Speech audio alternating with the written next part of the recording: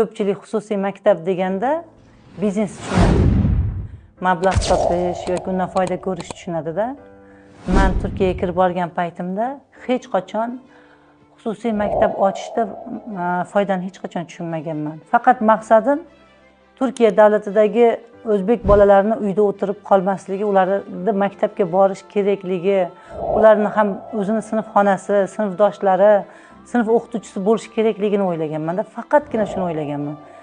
Negadir o'zim ham bilmayman haqiqatdan bu biznesga aloqadorligi, undan foyda ko'rish mumkinligini hech qachon o'ylamaganman. Faqat maqsadim shu o'sha jarayondagi ikkita bola, uyda qolib ketgan bolalar, unga o'xshash bolalarimiz maktabga bora olmasdan uyda qolib ketganligi bo'lgan, xolos faqat shu. Mening maqsadim faqat maktab ochish bo'lgan, bolalarni bir joyga jamlash bo'lgan. Hattoki ular rasmiy hujjat tayyorlash kerakligi, maktab ochish uchun shuncha rasmiy hujjatlar kerakligi, bilim olgandan keyin hujjat taqdim qilish kerakligini ham o'ylamaganman hattoki, bilasizmi?